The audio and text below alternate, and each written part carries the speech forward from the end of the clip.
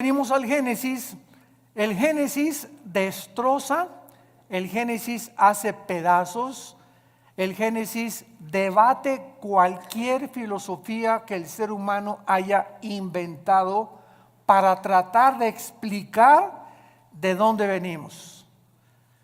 Entonces, esta es la razón por la cual nosotros nos podemos parar ante cualquier auditorio de astrofísicos, de astrónomos, de psicólogos, de sociólogos, de antropólogos, de paleontólogos, etcétera, de antropólogos, etcétera, etcétera, y poder decirles, psiquiatras, psicólogos, que el contenido que tiene la Biblia, y demostrado desde luego a través de las evidencias que la Biblia tiene, científicas, proféticas, genéticas, biológicas, químicas, físicas, literarias, poéticas, etcétera, etcétera, no hay ningún sistema de pensamiento que se pueda igualar con los pensamientos de Dios. Entonces, el ser humano, pues desde luego que jamás podrá nunca saber de dónde venimos. ¿Por qué el ser humano jamás podrá saber de dónde venimos? Porque para que sea científico, señores astrofísicos que nos escuchan, y físicos, matemáticos, y como en la disciplina académica que ustedes quieran tener, para que sea científico tiene que ser repetitivo. Entonces nadie estuvo cuando comenzó la creación. Entonces, como nadie estuvo cuando comenzó la creación, también muchos científicos inventan teorías. Entonces, no todo lo que tiene carácter pseudocientífico es verdad. Perdón. Entonces, pues se ha inventado, ¿verdad?, que el universo, ¡pum!, comenzó con el Big Bang, la gran explosión, y que de una explosión se formaron los universos, etcétera, etcétera. Y cuando oímos esto, como no estamos acostumbrados a pensar, síganme con mucho cuidado, el ser humano en su mayoría no está entrenado ni disciplinado a pensar. ¿Qué quiero decir con esto? Que no analizamos lo que eso nos enseña. Por ejemplo, tú vas a la escuela y a la universidad y te puedes graduar con un doctorado en filosofía, y al mismo tiempo que tienes un doctorado en filosofía o en ciencias políticas, al mismo tiempo has aceptado que venimos del chango. ¿Por qué lo has aceptado? Lo has aceptado como un dogma nada más, porque tú mismo sabes, si tienes un poquito de mente analítica, que es imposible que el ser humano científicamente proceda de los animales, sobre todo a la luz de la misma ciencia. En 1954, recuerden ustedes que hubo dos doctores norteamericanos, el doctor Watson y el doctor Crick, que se les dio el premio Nobel de Medicina, 1954. ¿Por qué se les otorgó el premio Nobel de Medicina? Porque descubrieron la hélice del ADN, del ácido desoxirribonucleico. ¿Qué cosa es esto? Bueno, en los billones de células que el cuerpo humano tiene, se encuentra un código genético. O sea, se encuentra en cada célula de tu cuerpo, y esto lo descubrió la ciencia. Y en cada célula de mi cuerpo, que son billones de células, se está escrita tu vida y mi vida. La información genética de tus tatarabuelos y de mis tatarabuelos. Y en cada célula de tu cuerpo está el color de tu piel, el color de tus ojos, la estatura que tú ibas a tener, todo absolutamente codificado en cada célula. Ahora, muy bien, si pensamos y seguimos esta línea de lógica, si yo me encuentro una carta en la playa donde dice: Chencho, te quiero y te amo, te fuiste y me dejates, como quiera que esté escrita la carta, esas sentencias, esa unión de pensamientos no lo puede producir la arena del mar. Aquí detrás de esa carta, por más que yo quiera tratar de entender que fue otra cosa, hay una inteligencia que escribió eso dirigido a otro ser humano. Entonces, es exactamente como cuando nosotros llegamos a la conclusión de que esa inteligencia y esa información que tienen nuestras células fue por accidente.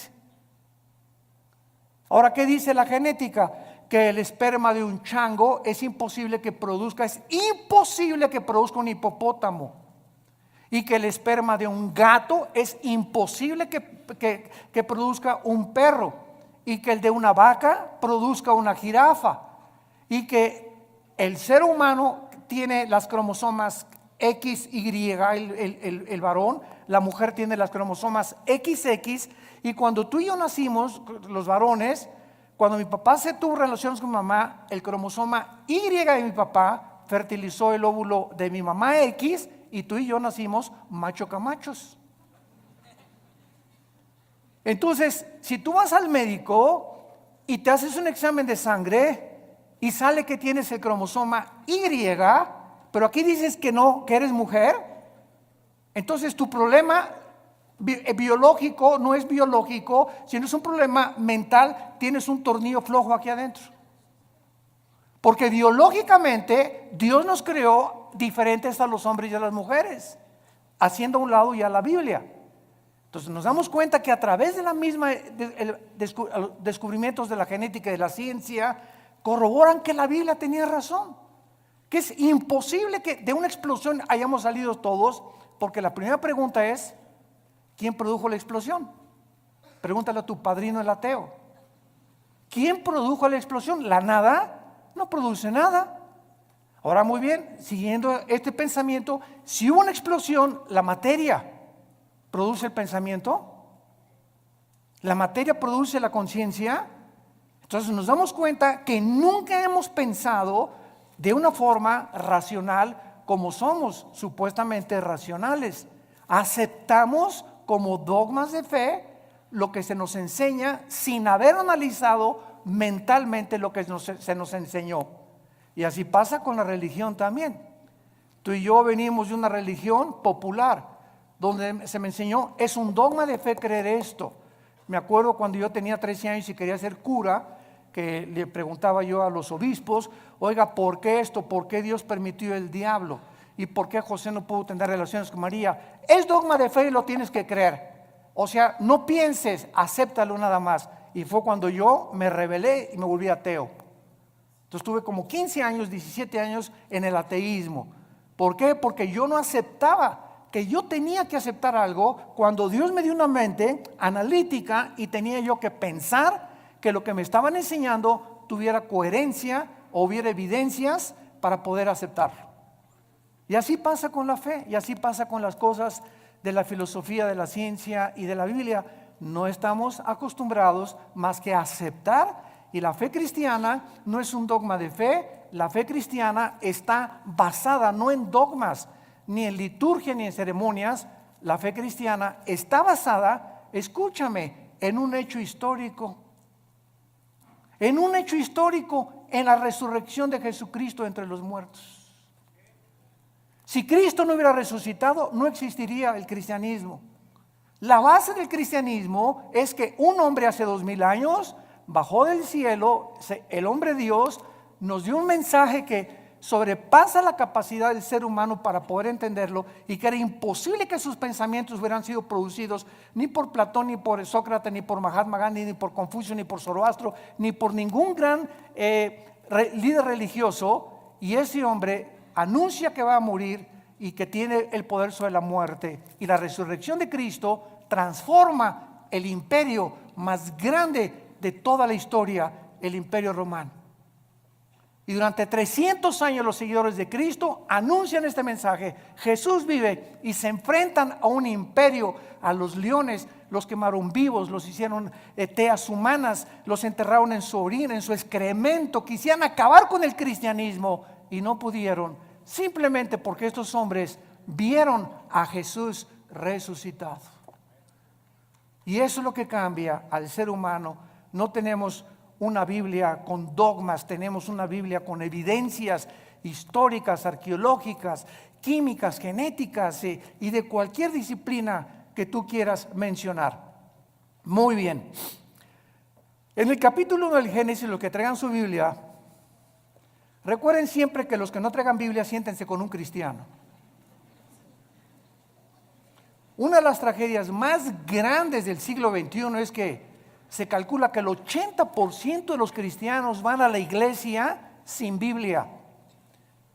Y nunca el Espíritu Santo va a poder tratar con tu vida si no te sientas con tu Biblia en las rodillas y cuando estás recibiendo la palabra de Dios, estarla viendo, estarla hojeando, estarla aprendiéndola a manejar, porque es la espada del Espíritu. Entonces dicen unos, ¿para qué quiero la Biblia si ya pasan en las pantallas los versículos, etcétera, etcétera? De todas maneras, tenemos que aprender a ser hombres de la palabra de Dios. Bueno, Génesis capítulo 1, versículo 1 y versículo 2. En el principio creó Dios los cielos y la tierra. Bereshit bara Elohim ha-samayin ha-eretz. Es lo que dice en el hebreo. Son 7 palabras. Es impresionante el número 7 en la Biblia. Esto se llama en la Biblia la gematría, con G de gárgara, gematría. ¿Qué es la gematría? La gematría estudia la relación que existe entre los números y las letras.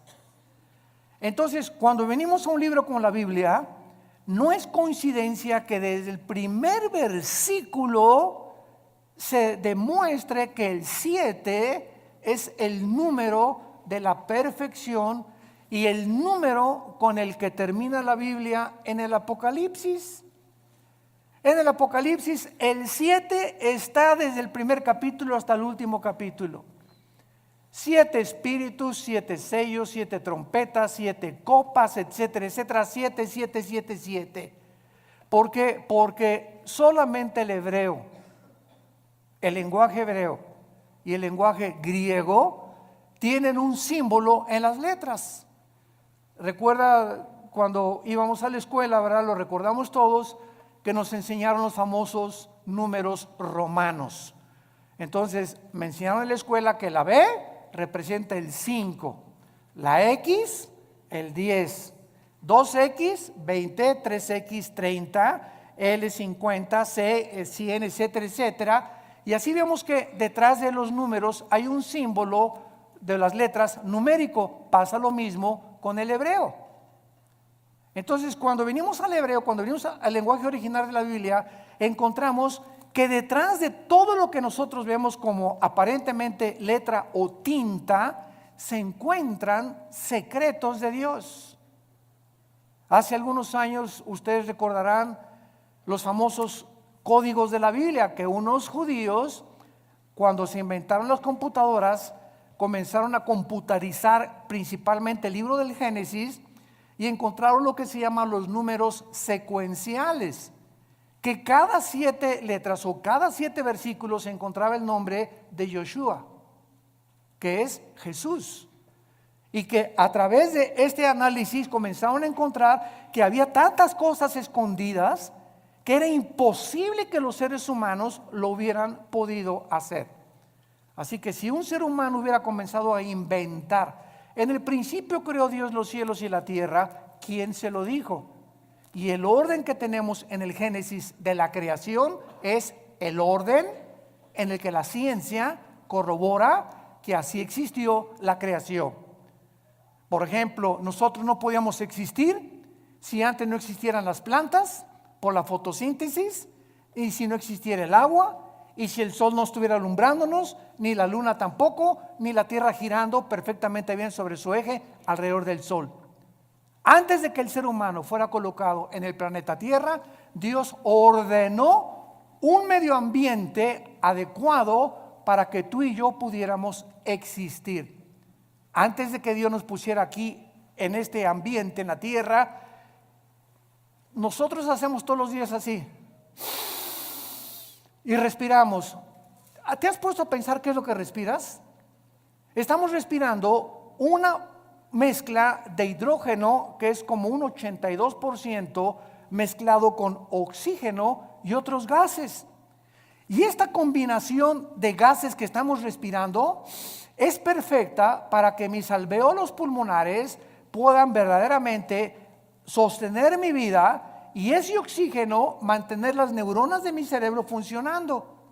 Y si yo me salgo de la atmósfera y me voy a la luna o a algún otro planeta, nos ahogamos, porque no existe fuera de la atmósfera, ni en toda la Vía Láctea, ningún oxígeno combinado, ni hidrógeno, ni gases, para que el ser humano pueda sobrevivir.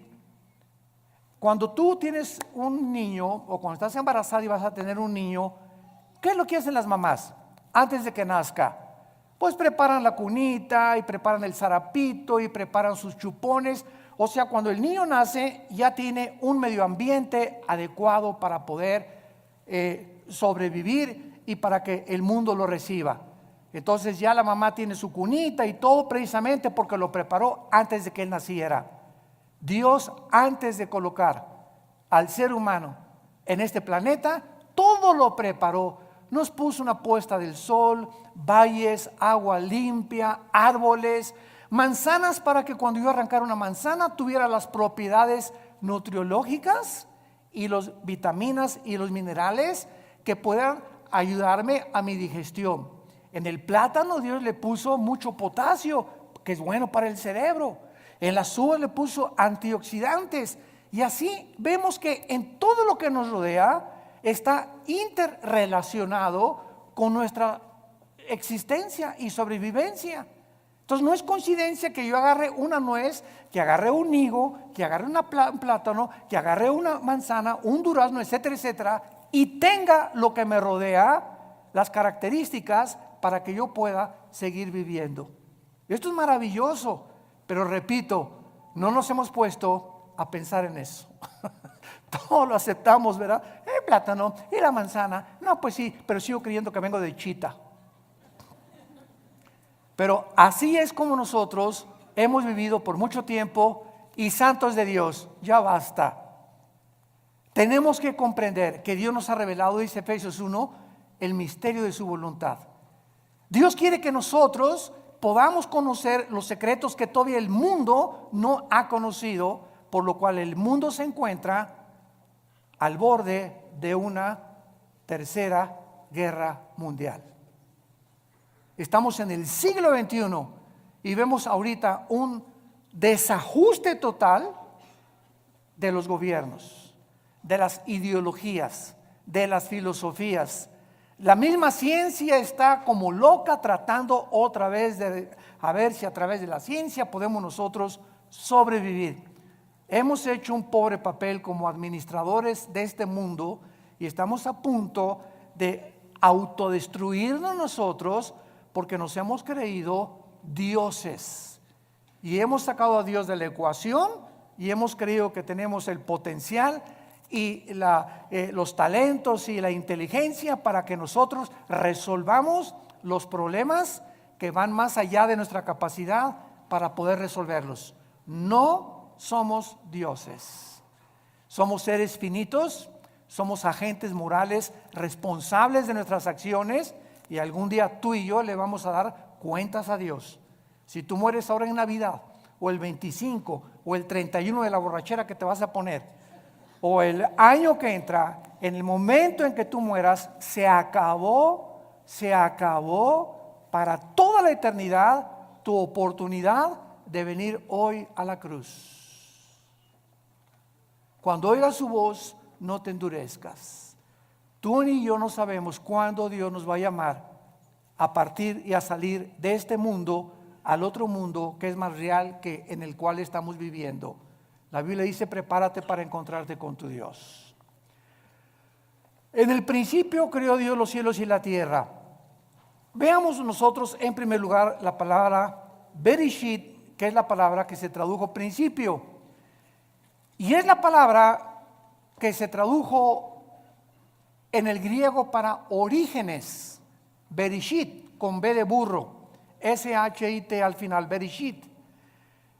La palabra Génesis es la palabra hebrea Bereshit, que significa orígenes. Síganme con mucho cuidado. Antes de que Dios dijera en el principio, ¿Dios existía, sí o no? Ok, Él existía antes de el tiempo, el espacio y la materia.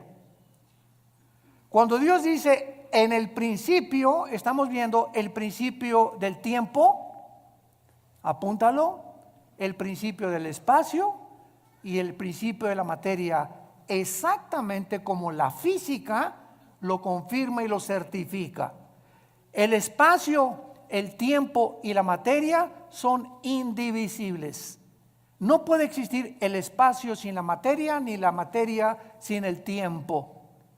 Y esta fórmula o estos tres elementos que son los que forman el universo que nos rodea, fue precisamente lo que hasta 1900, aproximadamente entre el 32 y el 42, un científico alemán que huyó del nazismo a Estados Unidos, llamado Alberto Einstein, descubrió con su famosa fórmula de la teoría de la relatividad. La energía igual a m a la masa por la velocidad de la luz al cuadrado. Y con esta fórmula Einstein corroboró claramente que el tiempo está unido al espacio, el espacio con la materia, y que solamente son medidas de nosotros, porque el universo no es infinito como se creía hasta el siglo XIX, y hasta el siglo XX, con los descubrimientos de Einstein y de los científicos genetistas, el doctor Crick y el doctor Watson, comenzamos a entender que todo lo que se enseñó por casi 19 siglos de Cristo a nuestros días, la ciencia se equivocó, y que la Biblia ya lo afirmaba con siglos de anticipación. En el principio, hubo un principio, el universo no es infinito. Y si hubo un principio, hay un final. Y a finales del siglo XIX comienza otra teoría científica a demostrar la Biblia, la famosa ley de la termodinámica, las leyes de la termodinámica. La primera ley y la segunda ley de la termodinámica confirman que nada se crea ni se destruye. La segunda ley afirma que el universo está en un proceso de deterioro, que todo se tiene que descomponer, todo se tiene que oxidar con el tiempo, todo se tiene que echar a perder. A tu carro le tienes que estar continuamente echando aceite para que funcione el motor. Tenemos que estar tomando agua nosotros, vitaminas. Estamos en un proceso, en un universo donde el mismo Sol pierde millones de toneladas masa por segundo. El Sol pierde millones de toneladas masa por segundo. Esto establece la segunda ley de la termodinámica, y lo confirma después Hebreos 1 del 10 al 12. Señor, en el principio tú eres para siempre, todo desaparecerá, pero tú permaneces por toda la eternidad. La Biblia ya enseñaba que el universo tenía algún tiempo que terminarse.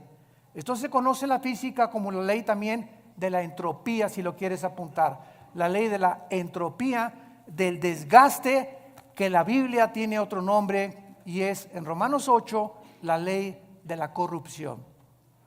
Todo se está corrompiendo, todo se está echando a perder. Vivimos en un universo donde nacemos chiquititos, llegamos a lo máximo de nuestra creación de la juventud, a la tercera, ahora dicen que ya no es la tercera edad, sino que es la cuarta edad también.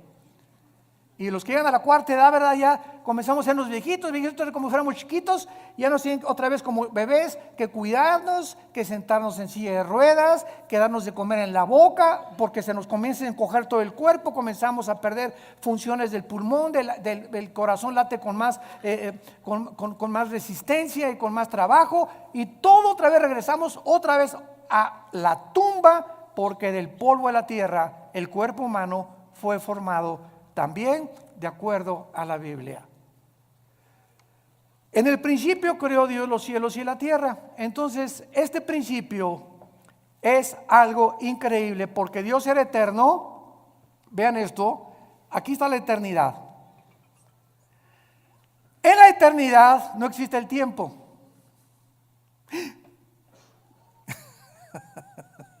En la eternidad no hay pasado, no hay presente, ni hay futuro.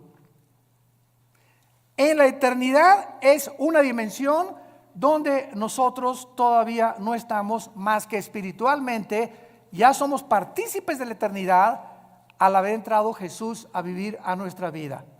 Esta es la vida eterna, Juan 17, 2 y 3, que te conozcan, que conozcamos. Ya estamos en la eternidad, aun cuando no estamos experimentalmente en la eternidad, aunque no estamos físicamente en la eternidad, hasta que nuestros cuerpos sean renovados, resucitados, con las características para vivir en otra dimensión que no es el planeta Tierra, ni en el universo donde tú y yo vivimos. Entonces, en la eternidad, como no existe el tiempo, Dios se revela a Moisés y le dice: mi nombre es Pancho. ¿Eso dijo? Llámeme Juan, llámeme Santiago. Dios le dice a Moisés en Éxodo 3: te voy a dar mi nombre, Moisés, y nos funda los fusibles el nombre de Dios. Yo soy el que soy,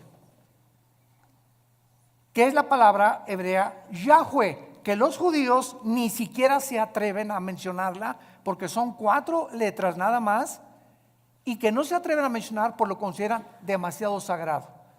Todos los judíos, en lugar de decir Yahweh, dicen Adonai.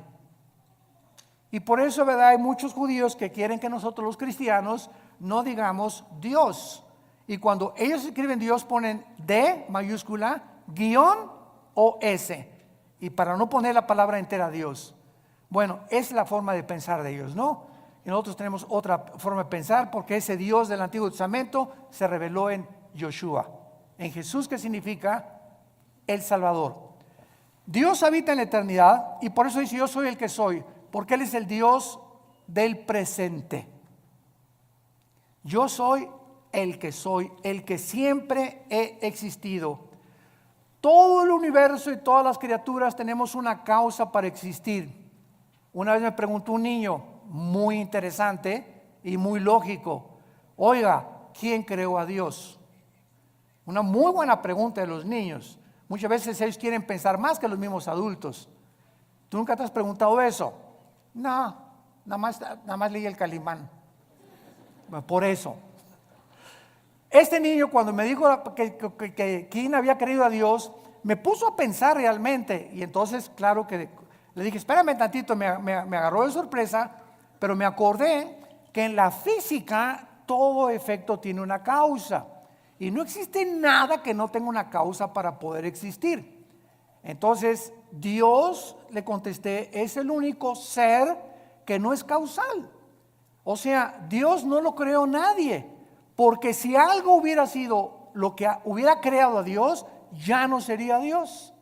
Esa causa que lo creó hubiera sido más grande que Él. Entonces, esa causa tenía que ser más inteligente, y por eso llegamos siempre a una causa única, que es Dios, de donde proviene todo lo demás. Entonces, a Dios no lo creó nada, porque si hubiera sido creado, hubiera sido criatura finita, como tú y yo somos finitos. Porque tuvimos un principio, tendremos un final cuando nosotros muramos. Entonces, Él habita la eternidad, dice en Isaías: el que habita la eternidad y la santidad, y con los quebrantados de corazón. Ahora pongan mucha atención. Aquí no existía nada, la eternidad. En el principio creó Dios los cielos, plural, shamayim en el hebreo. ¿Cuántos cielos hay? ¿Perdón? 3, 2 Corintios 12, del 1 al 3. El apóstol Pablo habla de 3 cielos. ¿Cuáles son los 3 cielos que este libro maravilloso nos revela? En primer lugar tenemos el cielo atmosférico, de la atmósfera hacia abajo. De la atmósfera hacia abajo es donde el ser humano puede vivir. Y de la atmósfera hacia abajo es donde opera Satanás. Efesios 2, del 1 al 3. Se le llama a Satanás el príncipe de la potestad del aire. Y esa palabra aer en el griego es atmósfera. O sea, Satanás opera de la atmósfera hacia abajo. Sígame con cuidado. Estamos pensando, ¿verdad? Muy bien. ¿Qué existe en el mundo invisible de la atmósfera a nuestro alrededor? Ondas de radio, ondas de sonido. Ahorita está pasando por aquí la charrita del cuadrante. Aquí está FM, diferentes bandas que yo no las veo ni las oigo, pero tengo un aparatito que se llama radio, y ese radio tiene un diseño para que cuando yo le vaya moviendo el botoncito, agarre esta banda o agarre esta banda o AM o FM, que con mis oídos físicos no los puedo yo sintonizar, pero ese aparatito lo traduce y lo traslada a mis oídos. Entonces, de la atmósfera hacia abajo, Satanás tiene el control de los medios de comunicación. Cuidado con lo que lees y lo que oyes en la televisión. Cuidado las películas que ves. Cuidado la música que escuchas. Cuidado los mensajes que escuchas. Porque esto es precisamente el control de Satanás. Dice en 1 Timoteo 4:1, muchos apostatarán de la fe en los últimos tiempos. ¿Qué dice? Viendo, oliendo, tocando. No, dice, muchos apostatarán de la fe oyendo a espíritus engañadores. Es a través del sentido del oído que los demonios pueden afectar mi mente y tu mente. Cuídate con los amigos que tienes que te hablen cosas. Ay, sí, ¿a poco tú ya eres virgen a los 25 años de edad? Ay, pues ahora la moda es que todas las muchachas se acuesten con sus novios y ya, ¿verdad? Para probarnos, y comenzamos a oír algo que no viene de Dios y viene de tu compadre, de tus familiares, de tus amistades, pero siempre es a través de el oído. Y lo que viene de Dios, Romanos 10:17, la fe es por el oír, y el oír. ¿Qué estamos oyendo más? ¿El radio? ¿La charrita del cuadrante? ¿El FM? ¿La música del mundo? ¿Los consejos del mundo? ¿O estamos oyendo a Dios? En la proporción en la que tú tengas contacto con la Biblia y oigas lo que Dios a través de la Biblia te quiere decir, es en la proporción en la que tendrás discernimiento para saber que cuando oigas algo que no es de Dios, tú ya tienes tu oído tan afinado que dices, esto no es de Dios, no te oigo, no me digas eso por favor, esos chismes ya no los quiero oír. Y comenzamos nosotros a aprender a rechazar el espíritu de mentira y el espíritu de error que siempre viene a través de lo que oímos. Esto es impresionante, y miren ustedes lo que les voy a contar en este momento. En el versículo 3 la Biblia dice, y Dios dijo que sea la luz. No estoy mal, estoy haciéndolo a propósito. Oiga, pero ¿cómo es posible que Dios diga día la luz si hasta el cuarto día el Dios puso en movimiento el sol y la luna? Fíjense cuántas cosas hemos oído y no hemos pensado para saber que aquí hay una aparente contradicción. Oye, que sea la luz y hasta el cuarto día, y Dios pone en movimiento el sol y la luna. Entonces, ¿cómo puede haber dicho Dios que sea la luz si hasta el cuarto día aparece el sol y la luna? La física nos va a ayudar. ¿Qué es la luz, señores físicos que nos acompañan? Bueno, estamos en el siglo XXI y hasta este momento solamente podemos concluir, dicen los físicos, que es un fluido de electrones o es un fluido de fotones, y hasta ahí se quedan los físicos. En otras palabras, lo podríamos resumir: la luz es energía. Energía. Muy bien. Cuando Dios dijo, antes de que cualquier cosa en el planeta Tierra funcionara, que sea la luz, Dios ponía alrededor de la Tierra energía que se conoce como la energía electromagnética. Apúntalo. El electromagnetismo es algo que rodea el planeta Tierra, síganme con mucho cuidado, y gracias a este poder electromagnético que rodea la Tierra, ahorita tú me estás escuchando. Porque del electromagnetismo hacia abajo, mi voz, el sonido viaja en ondas. La luz viaja también en ondas. Las tinieblas son estáticas. Las tinieblas no viajan. Las tinieblas están estáticas. La luz viaja. Y cuando Jesús dice que Él es la luz y que los que le seguimos no vamos a estar en tinieblas, significa que los que seguimos a Jesús estamos continuamente avanzando, continuamente. Los que no tienen a Jesús están ahí hace 20 años, hace 30 años, así. No han avanzado en sus vidas sí, son doctores, son esto y el otro, pero jamás han podido entender nada de lo que los rodea y su vida solamente es comer, beber, dormir. Como las vacas en la mañana, con la comida, la cena, y al otro día, ¿qué negocio voy a hacer? ¿Por dónde voy a avanzar? ¿Qué voy a estudiar? Y así llegan a los 70, 80 años de edad, nacieron en las tinieblas, vivieron en las tinieblas y regresan a las tinieblas. Nunca descubrieron el propósito por el cual Dios los creó.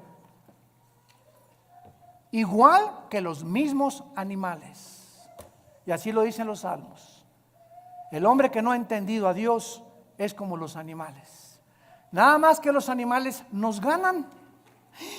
¿Cómo que nos ganan? Sí, el ser humano está aquí, los animales están debajo de nosotros y el ser humano, el animal mata por instinto, el animal sobrevive, el animal no tiene conciencia como tenemos tú y yo, pero cuando el ser humano rechaza esa conciencia y los valores de Dios, el ser humano desciende más bajo que los animales.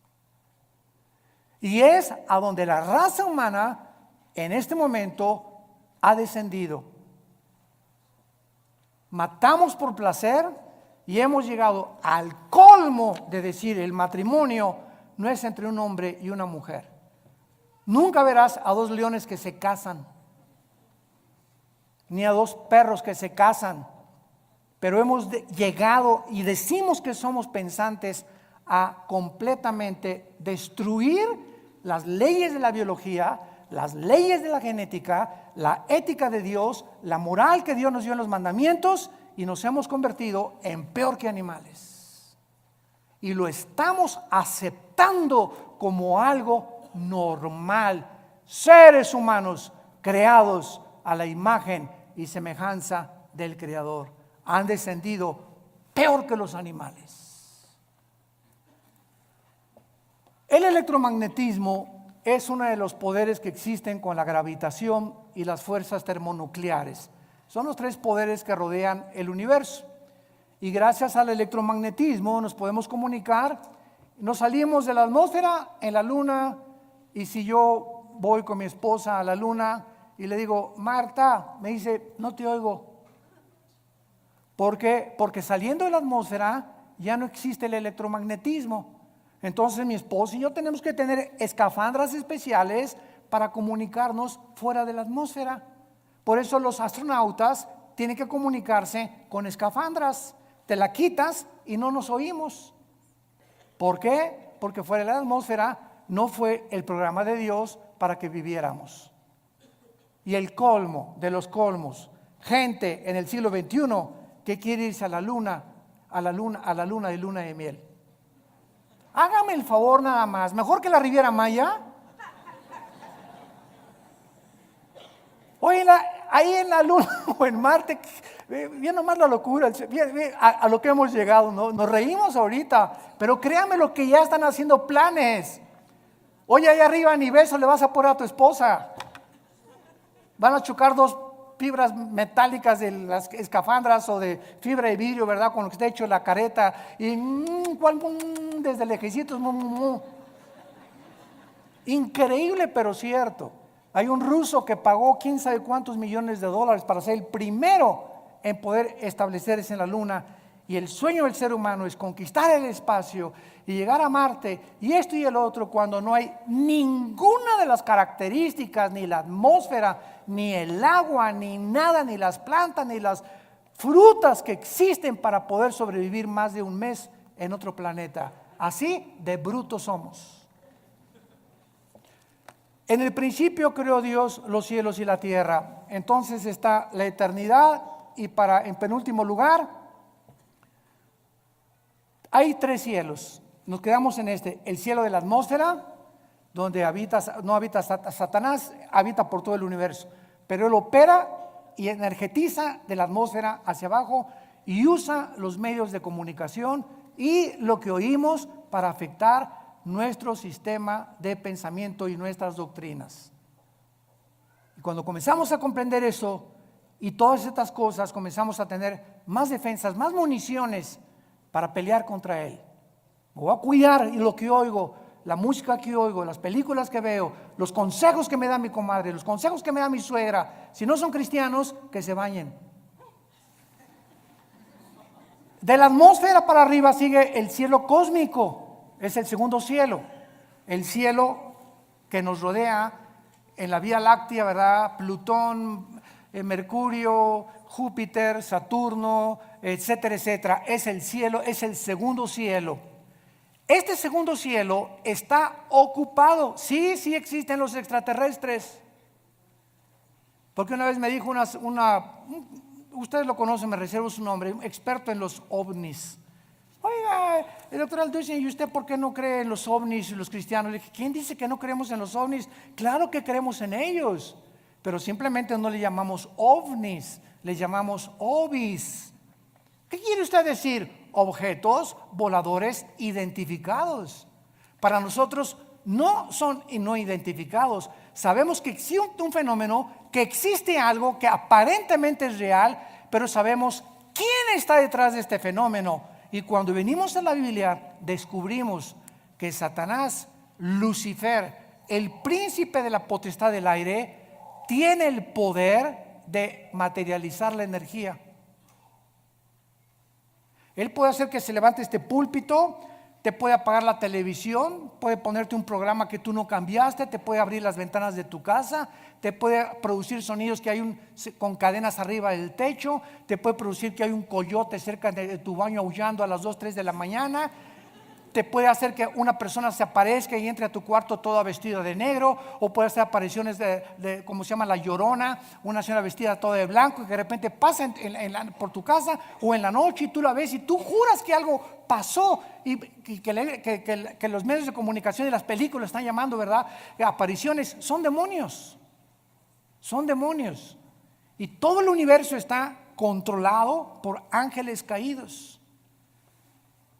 Y en tercer lugar, el tercer cielo es el cuartel general de Dios.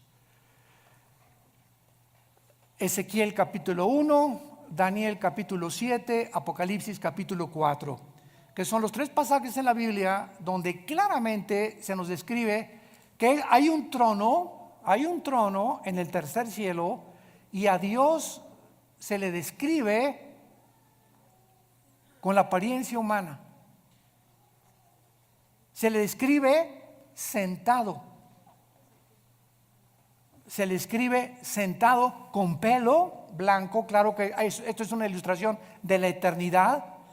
Pero cuando Dios se hace hombre, toma la forma de nosotros. Y ahorita Jesús existe por toda la eternidad con forma humana. Su Padre no podría tener otra forma, tendría que ser como Él, porque Él es la imagen misma de Dios. Entonces, de alguna forma Dios escogió la forma como nos creó a nosotros, porque Él, ¿verdad?, también tiene que tener un cuerpo espiritual. Dios es espíritu, pero los espíritus también tienen alguna forma, no son etéreos ni incorpóreos, y a Dios se le escribe en el tercer cielo como sentado en un trono, gobernando soberanamente el universo. Ahora, muy bien, vean esto con mucho cuidado. Dios habitaba en la eternidad, Dios es luz, allá no hay nada de tinieblas, porque 1 de Juan capítulo 1, no hay tinieblas en Dios. Cuando Dios crea el tercer cielo, Dios se baja de la eternidad para entrar al tercer cielo. Crea el segundo cielo, el universo, y crea la atmósfera para nosotros. Y desde el principio de la Biblia, cuando dice Juan, en el principio era el verbo, está hablando del principio del tiempo, el espacio y la materia. Que Jesús ya existía desde que Dios había hecho el universo. Y Él era Dios, Jesús era Dios. Todas las cosas por Él fueron hechas. Nada de lo que ha sido hecho fue hecho más que por medio de Él. En Él estaba la luz, y la luz en las tinieblas resplandece, y en Él estaba la vida, y la vida era la luz de nosotros. Así comienza el Evangelio de Juan capítulo 1. Entonces Dios baja al tercer cielo a habitar en un trono, porque antes del universo no necesitaba un trono. Un trono nos habla de gobierno, de dominio. Entonces cuando Dios decide, voy a crear un universo, y comienza con serafines, querubines y ángeles, Él tenía que darnos a conocer que un gobernante, alguien que está en un trono, es porque ejerce dominio. No hay un gobernante que no tenga súbditos, que no tenga leyes, que no tenga gobierno, porque sería un gobierno abstracto, ¿verdad? Sería un gobierno que no se podría ni siquiera llamar gobierno. Y esta es la razón por la cual Dios crea primero los serafines y los querubines. Síganme con cuidado. Los querubines y los serafines no son ángeles. La palabra querubín significa el que arde. Son criaturas que están junto a Dios. Lucifer era y es un querubín. Esto es impresionante. Arriba de Dios están los serafines, Isaías capítulo 6, que tienen más alas que los querubines. La palabra ángel, malak, con M de mamá en el hebreo, angelus en el griego, significa mensajeros.